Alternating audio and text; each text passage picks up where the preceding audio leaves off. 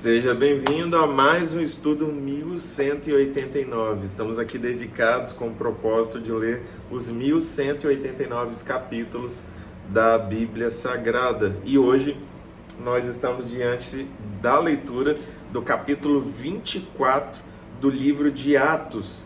Estamos refletindo sobre toda a passagem da perseguição contra a vida de Paulo e os ocorridos, as tramas, as ciladas, os discursos. E agora nós vamos ler sobre o julgamento de Paulo perante Félix, governador de onde Paulo fora enviado, por uma questão de proteção, porque no capítulo anterior ele estava sendo perseguido e 40 judeus juraram matá-lo e não comeriam até que a intenção deles fosse concluída. E diante disso, o sobrinho de Paulo fica sabendo, conta ao chefe da guarda, e o chefe da guarda providencia uma escolta para tirar Paulo daquela região e deixá-lo em segurança, porque ele tinha o título de cidadania romano. Então fiz um breve resumo aqui do capítulo anterior e nós vamos ler bem rapidamente, porque são apenas 27 versículos do capítulo 24. Mas antes vamos orar. Pai, a Ti eu rendo graça com todos estes irmãos e irmãs que estão agora aqui comigo para buscar a Tua face, a revelação e compreensão mais profundos da Tua palavra. Nós pedimos ao Teu Espírito Santo que traga sabedoria, conhecimento e instrução para nos tornarmos servos e servas cada vez mais obedientes ao Senhor. Se revela a nós em mais essa oportunidade, em nome de Jesus. Amém. Vamos lá. 5 dias depois, o sumo sacerdote Ananias desceu a Cesareia com alguns dos líderes dos judeus e um advogado chamado Tértulo, os quais apresentaram ao governador suas acusações contra Paulo. Quando Paulo foi chamado, Tértulo apresentou sua causa a Félix. Temos desfrutado de um longo período de paz durante teu governo, e o teu providente cuidado resultou em reformas nesta nação. Em tudo e em toda parte, excelentíssimo Félix, reconhecemos nestes benefícios com profunda gratidão. Todavia, a fim de não tomar-te mais tempo, peço-te o favor de ouvir-nos, apenas por um pouco. Verificamos que este homem é um perturbador, que promove tumultos entre os judeus pelo mundo todo. Ele é o principal cabeça da seita dos nazarenos e tentou até mesmo profanar o templo. Então, o prendemos e quisemos julgá-lo segundo a nossa lei. Mas o comandante Lícias interveio e com muita força o arrebatou de nossas mãos, ordenou que os seus acusadores se apresentassem.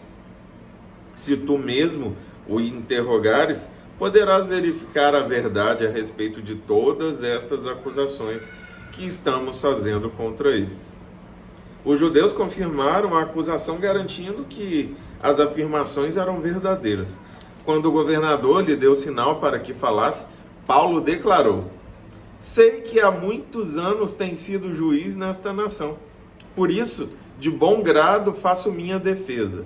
Facilmente poderás verificar que há menos de 12 dias subi a Jerusalém para adorar a Deus. Meus acusadores não me encontraram discutindo com ninguém no templo, nem incitando uma multidão nas sinagogas, ou em qualquer outro lugar da cidade. Nem tampouco podem provar-te as acusações que agora estão levantando contra mim. Confesso-te, porém, que adoro o Deus dos nossos antepassados como seguidor do caminho. Lembre-se, toda vez que esse termo do caminho for mencionado, nós estamos falando sobre os cristãos da igreja histórica. Então, a igreja primitiva, ela carregava essa identidade que eram seguidores do caminho. Aqui chamam seita. Eles estavam dizendo que os seguidores de Cristo eram uma seita. Creem em tudo que concorda com a lei e no que está escrito nos profetas. E tenho em Deus a mesma esperança desses homens, de que haverá ressurreição tanto de justos como de injustos. Por isso, procuro sempre conservar minha consciência limpa diante de Deus e dos homens. Depois de estar ausente por vários anos, vim a Jerusalém para trazer esmolas ao meu povo e apresentar ofertas. Enquanto fazia isso, já cerimonialmente puro, encontraram-me no templo, sem envolver-me em nenhum ajuntamento ou tumulto. Mas há alguns judeus da província da Ásia, que deveriam estar aqui diante de ti e apresentar acusações, se é que tem algo contra mim. Ou os que aqui se acham deveriam declarar que crime encontraram em mim, quando fui levado perante o Sinédrio, a não ser que tenha sido este, quando me apresentei a eles, bradei: por causa da ressurreição dos mortos, estou sendo julgado hoje diante de vocês. Então, Félix, que tinha bom conhecimento do caminho a respeito dos cristãos, adiou a causa e disse: quando chegar o comandante Lícias, decidirei o caso de vocês. E ordenou ao centurião que mantivesse Paulo sob custódia, mas que lhe desse certa liberdade e permitisse que os seus amigos o servissem. Vários dias depois, Félix veio com Drúxila, sua mulher, que era judia, mandou chamar Paulo e ouviu falar sobre a fé em Cristo Jesus. Quando Paulo se pôs a falar acerca da justiça, do domínio próprio e do juízo vindouro, Félix teve medo e disse: basta, por enquanto, pode sair. Quando achar conveniente, mandarei chamá-lo de novo. Ao mesmo tempo, esperava que Paulo lhe oferecesse algum dinheiro, pelo que mandava buscá-lo frequentemente e conversava com ele. Passados 2 anos, Félix foi sucedido por Pórcio Festo. Todavia, porque desejava manter a simpatia dos judeus, Félix deixou Paulo na prisão. Então, diante dessa circunstância, Paulo fica ali preso com um certo nível de liberdade. Ele se tornou prisioneiro do comandante, do governador Félix, e ele tinha interesse pelo conhecimento de Paulo, mas quando isso lhe causava medo ou chegava perto de algo que ele não queria ceder ou acreditar, ele tirava Paulo de perto dele e da esposa. Ele saiu dali, Félix saiu dali, mas permaneceu com Paulo preso agora debaixo desse outro governador, da autoridade desse outro governador, Pórcio Festo. E assim nós concluímos o capítulo 24. Ontem ocorreu uma discussão entre 2 grandes líderes que eu acompanho, 2 pessoas que têm uma projeção online, e foi sobre essa questão de seita, sobre a postura de uma denominação e a forma com que ela prega a palavra do Senhor.